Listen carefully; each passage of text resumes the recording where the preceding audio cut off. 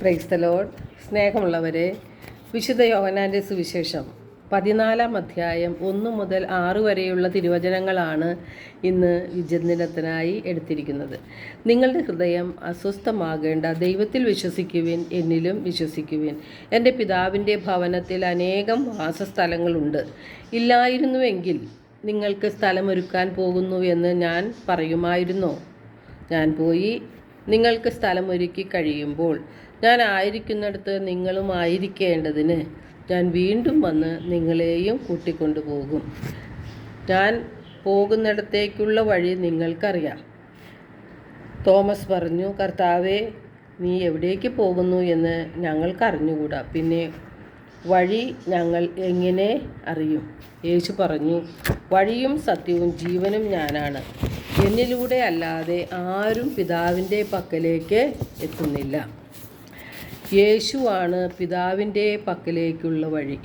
യേശുവിലൂടെ അല്ലാതെ ആരും പിതാവിൻ്റെ പക്കലേക്ക് എത്തുന്നുമില്ല. യേശുവിൻ്റെ ശിഷ്യന്മാർ അസ്വസ്ഥരായതുപോലെ നാം പലവിധ കാരണങ്ങളാൽ അസ്വസ്ഥമായിരിക്കുന്നത് കണ്ടിട്ട് നാം ഓരോരുത്തരോടും യേശു പറയുകയാണ്, നിങ്ങൾ അസ്വസ്ഥരാകേണ്ട, ദൈവത്തിൽ വിശ്വസിക്കുവിൻ, എന്നിലും വിശ്വസിക്കുവിൻ എന്ന്.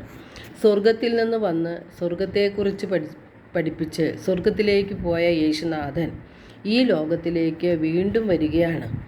നാം ഓരോരുത്തരെയും കൂട്ടിക്കൊണ്ട് പിതാവായ ദൈവത്തിൻ്റെ അടുത്തേക്ക്, സ്വർഗത്തിലേക്ക് പോകുവാനാണ് യേശുനാഥൻ വീണ്ടും വരുന്നത്.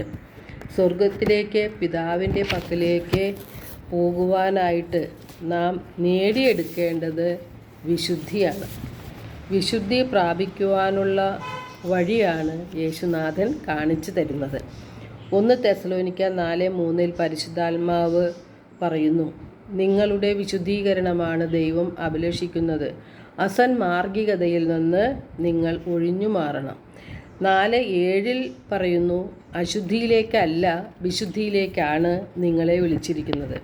ഹെബ്രായർ 12:14 വിശുദ്ധ പൗലോസ്ലീഹ പറയുന്നു, എല്ലാവരോടും സമാധാനത്തിൽ വർത്തിച്ച് വിശുദ്ധിക്ക് വേണ്ടി പരിശ്രമിക്കുവിൻ.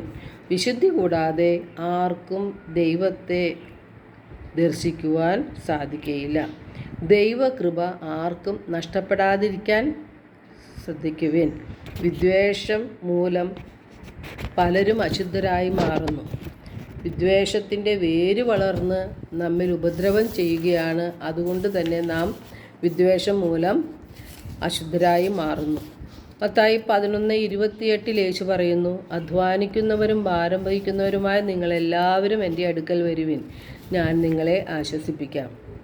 നാം വിശ്വാസത്തോടെ നമ്മുടെ ഉത്കണ്ഠകളും അസ്വസ്ഥതകളും ജീവിതഭാരവുമെല്ലാം ദൈവത്തെ ഏൽപ്പിക്കുമ്പോൾ യേശു അവയെല്ലാം ഏറ്റെടുക്കുകയും നമ്മെ ആശ്വസിപ്പിക്കുകയും സമാധാനിപ്പിക്കുകയും ചെയ്യും. യാക്കോബ് 1:21 തിരുവചനം പറയുന്നു, നാം എപ്രകാരമാണ് വിശുദ്ധിയിലേക്ക് കടക്കേണ്ടത്? എല്ലാ അശുദ്ധിയും വർദ്ധിച്ചു വരുന്ന തിന്മയും ഉപേക്ഷിച്ച് നിങ്ങളിൽ പാകിയിരിക്കുന്നതും നിങ്ങളുടെ ആത്മാക്കളെ രക്ഷിക്കാൻ കഴിവുള്ളതുമായ ജീവൻ്റെ വചനത്തെ വിനയപൂർവ്വം സ്വീകരിക്കുവിൻ. അപ്പോൾ വചനമനുസരിച്ച് നാം ജീവിക്കുമ്പോൾ നമുക്ക് വിശുദ്ധി ഉണ്ടാകും. യേശു തന്നെ പറഞ്ഞിട്ടുണ്ട്, ഞാൻ നിങ്ങളോട് പറഞ്ഞ വചന നിമിത്തം നിങ്ങൾ ശുദ്ധിയുള്ളവരായിരിക്കുന്നു എന്ന്. അപ്പോൾ ദൈവത്തിൻ്റെ വചനങ്ങളെ നാം ഹൃദയത്തിൽ വിശ്വാസത്തോടെ സ്വീകരിക്കുകയും അതനുസരിച്ച് ജീവിക്കുകയും ചെയ്യുമ്പോൾ നമുക്ക് വിശുദ്ധി ലഭിക്കും. എല്ലാവർക്കും ഒരു നല്ല ദിനം ആശംസിക്കുന്നു. ദൈവം നമ്മെ ഓരോരുത്തരെയും സമൃദ്ധമായി അനുഗ്രഹിക്കട്ടെ.